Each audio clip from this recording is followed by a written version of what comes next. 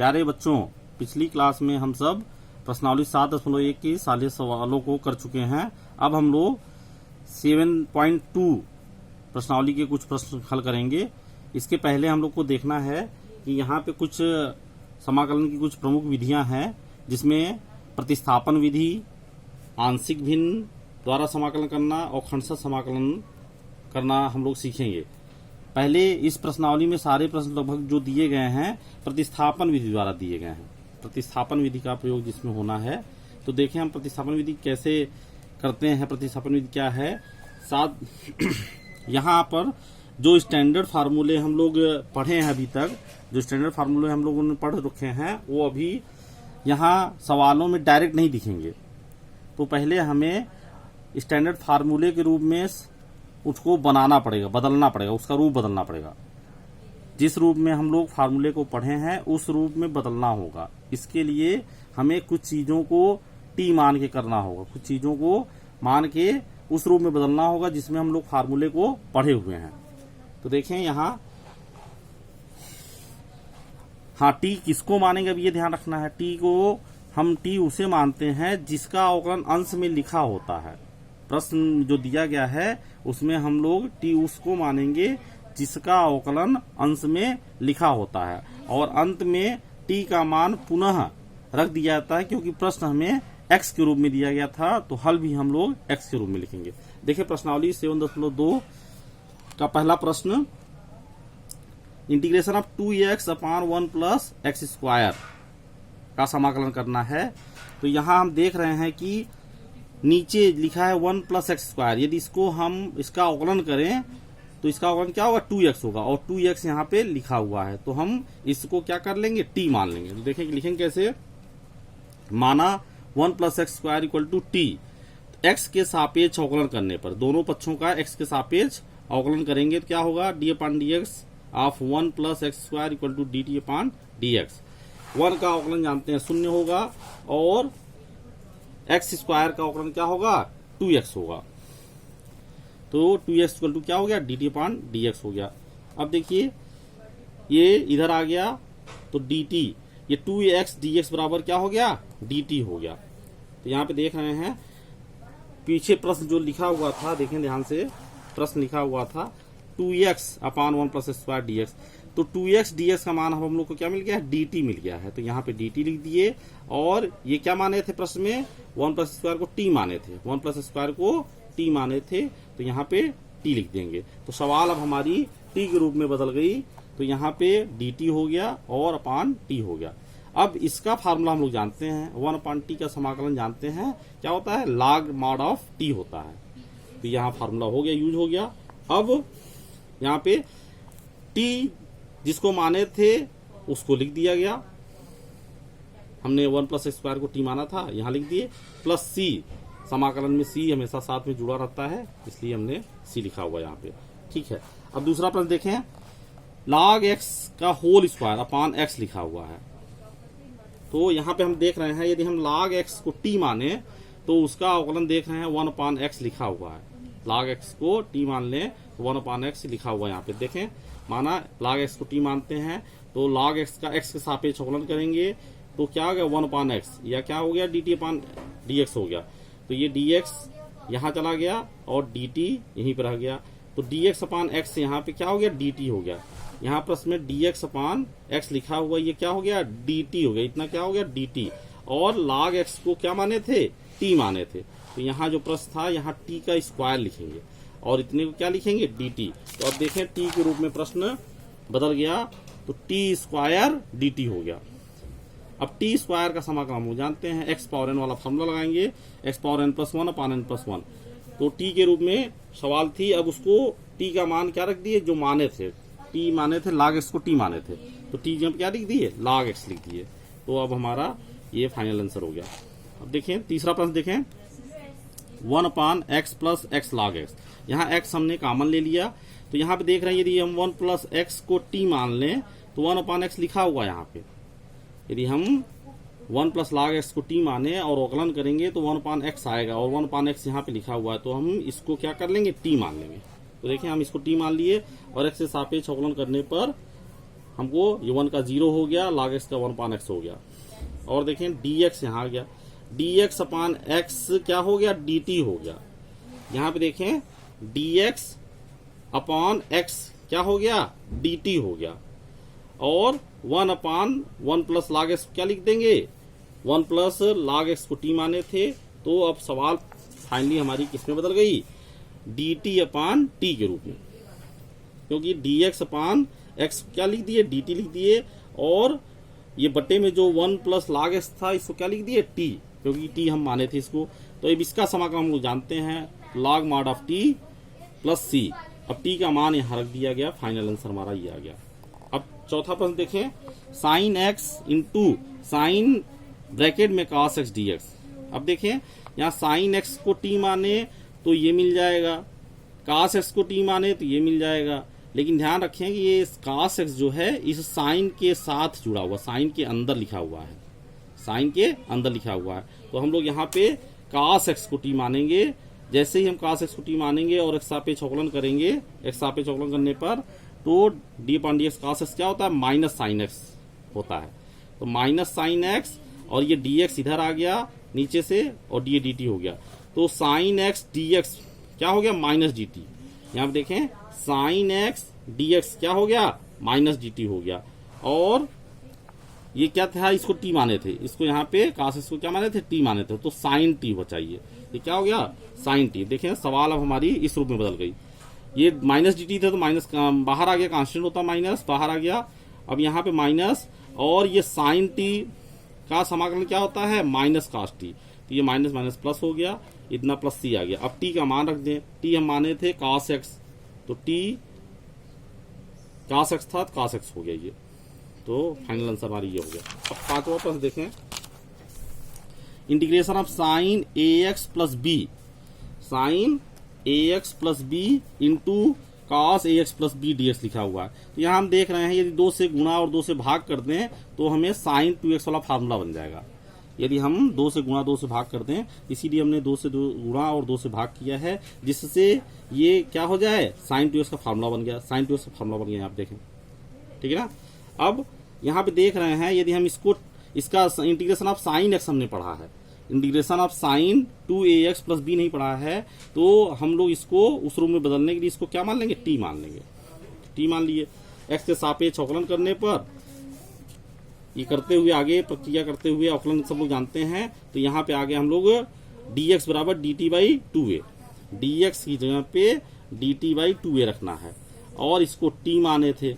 तो अब सवाल हमारी फाइनली बदल गई t के रूप में, 1/2 integration of sign t dt upon 2a।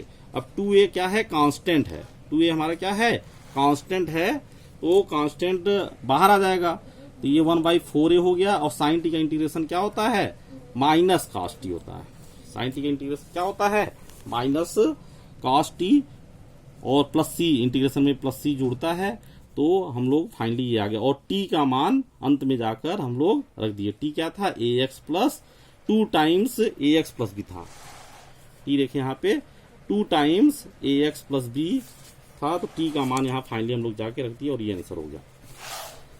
छठवां प्रश्न देखें, under root ax plus b का समाकलन करना है। अंडर रूट जानते हैं 1/2 होता है, तो यहाँ पे हम इसको क्या मानने चल रहे हैं, t मानने चल रहे हैं, हम लोग इसको t मानने चल रहे हैं। तो t मान लिए, x से सापेक्ष अवकलन कर दिए, तो अवकलन करने पर देखते हैं a कांस्टेंट होता है, x का 1 होता है, b कांस्टेंट है तो 0 हो जाएगा, तो dx बराबर क्या हो गया, dt/a हो गया यहाँ पे, तो ये dx क्या हो गया, dt/a।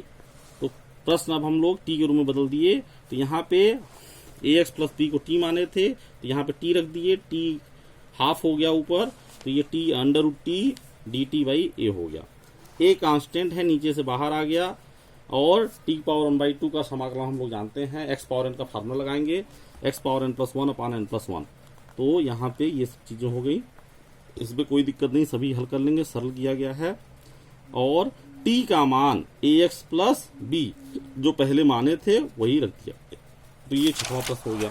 अब सातवां प्रश्न देखें, integration of x under root x plus 2, तो यहाँ पे x प्लस 2 को हम क्या मान रहे हैं, t मान रहे हैं, x प्लस टू को t मान रहे हैं।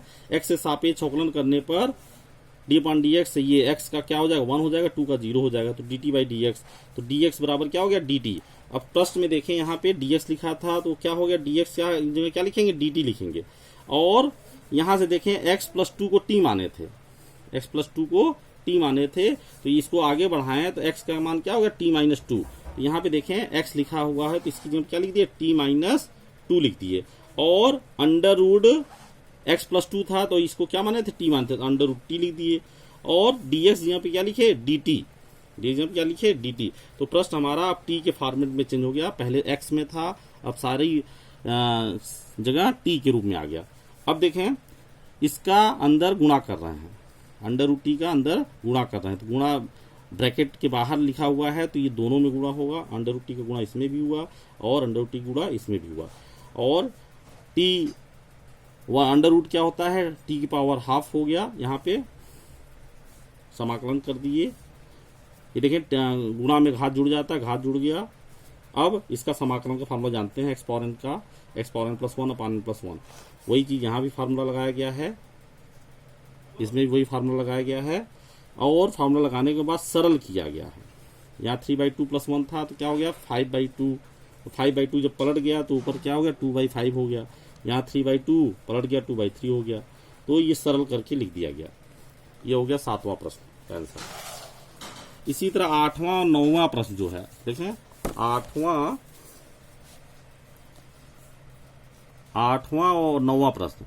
8वें में ये अंडर रूट में जो लिखा हुआ है इसी को क्या कर लेना है t मान लेना है। अंडर रूट के अंदर जो लिखा है 1 + 2x स्क्वायर को t मान लें। जैसे ही x स्क्वायर को मतलब अवकलन करेंगे तो ये 2x के रूप में आएगा कुछ इस तरह का, तो यहाँ पे जो x लिखा है ये प्राप्त हो जाएगा। तो मतलब हम ऐसे पद को t मानते हैं जिसका अवकलन करने पर वहां लिखा हो। तो यहाँ देख रहे हैं कि इसका अवकलन करने पर जो आएगा वो यहाँ लिखा हुआ है ऑलरेडी, तो इसको करेंगे, अपने से करेंगे सब लोग। और 9वां प्रश्न देखें, ये देखें यहाँ 4x + 2 लिखा है, तो यहाँ x स्क्वायर का जब अवकलन करेंगे तो 2x आएगा, यहाँ x का अवकलन करेंगे 1 आएगा, तो यहाँ देखें 2 कॉमन ले लें तो 2 यदि यहाँ कॉमन ले तो 2x + 1 हो जाएगा, और अंडर रूट के अंदर जो चीज लिखी है उसको t मान लेंगे, तो t के मानने पे जब अवकलन करेंगे तो वही चीज प्राप्त होगी जो यहाँ लिखा रहेगा। तो हम हमारा करने का मतलब क्या है, अंडर रूट के अंदर जो चीज लिखी है मतलब x स्क्वायर + x + 1 को t मानकर हम लोग सवाल को कर लेंगे। अब देखें 10वां प्रश्न देखें, integration of 1/x √x dx। ये देखें तो क्या हो गया, अंडर रूट x हमने कॉमन लिया है, अंडर रूट x को क्या कर दिए हैं कॉमन ले लिए हम लोग। तो अंडर रूट x कॉमन लेंगे तो अंडर रूट x कॉमन लेने का मतलब क्या हुआ, अंडर रूट x से भाग देना, तो यहाँ अंडर रूट x कॉमन लेंगे तो एक अंडर रूट x बचा और यहाँ पे -1 हो गया। ठीक, अब अंदर जो लिखा है उसको हम लोग क्या मान लिए t मान लिए।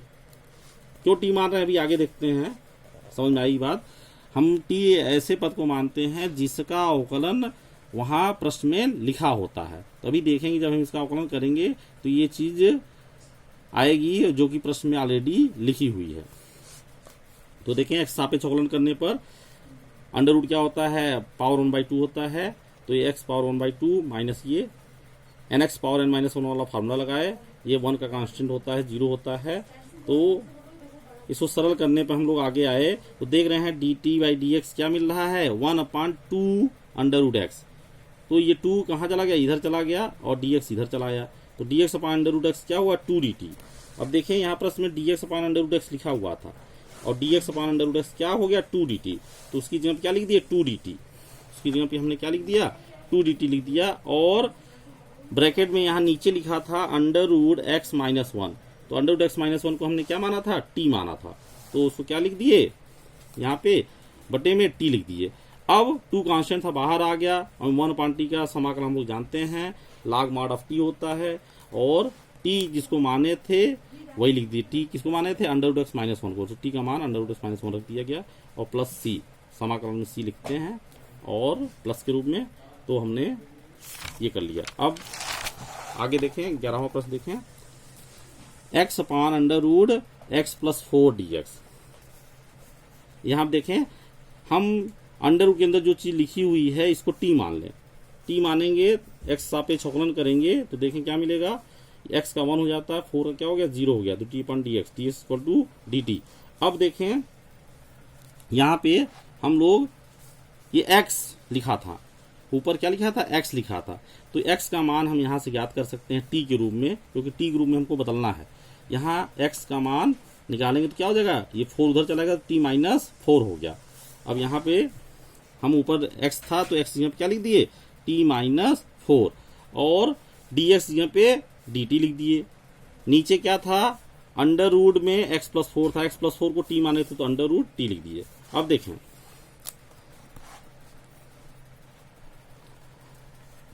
इसको अलग अलग कर दिया, एक बार इसके साथ इसको लिखा गया, एक बार इसके साथ इसको लिखा गया। अब ये क्या हो गया, अलग अलग दो पार्ट में टूट गया, ये कट गया, t⁻1/2 बचा, ये -4 कांस्टेंट था बाहर आ गया था, ये t नीचे था t⁻1/2 ऊपर गया तो -1/2 हो गया। ठीक है, अब यहाँ xn+1 का फार्मूला लगा दे, xn का इंटीग्रेशन का, तो xn+1/n+1 वही चीज यहाँ की ये xn+1। फिर सरल करते हुए हम लोग आगे बढ़ रहे हैं। यहाँ देखें 3/2 हो गया, ये 1/2 हो गया, पलट गया तो 2/3 हो गया। यहाँ पे 2 ऊपर जब गया तो 4 से मल्टीप्लाई होकर 8 हो गया, 2/3। और t का मान जो था क्या था x+4, तो x+4 रख दिया गया, x+4 के रूप में लिख दिया गया। अब देखें यहाँ पे 2/3, यहाँ देखें x+4 के पावर 3/2 लिखा हुआ, यहाँ x+4 के पावर 1/2 लिखा है, तो दोनों में देख रहे हैं ये चीज क्या है, कॉमन मिल रही है। कितना x⁻1/2, x⁻1/2 मतलब x+4 के पावर 1/2 मतलब अंडर रूट x+4 हमको कॉमन मिल रहा है। कॉमन लिए तो यहाँ एक x+4 के पावर 1 बचा तो लिख दिए -8। अब देखें यहाँ 2/3 भी साथ में ले रहे हैं हम कॉमन, 2/3 भी कॉमन ले रहे हैं और अंडर रूट x+4 भी कॉमन ले रहे हैं। कॉमन लेने का मतलब होता है भाग देना, जब यहाँ 2/3 कॉमन ले रहे हैं तो यहाँ ये भाग देंगे तो पलट जाएगा, ये 3/2 हो गया, 8 के साथ बचा, ये तो कॉमन हो गया था, और ये +c और ये +c चलता रहेगा, तो ये 2 से 4 कट जाएगा, क्या हो जाएगा 2 से 8 कटेगा तो क्या हो जाएगा 4 3 जा 12, -12 है, -12 और +4 -8 हो जाएगा। देख लें अच्छी तरह से, केवल 2/3 और अंडर रूट x+4 कॉमन ले लिया गया है। कॉमन लेने का मतलब होता है भाग देना, और कोई चीज नहीं, सरल कर दिया गया है। ये है आंसर इसका।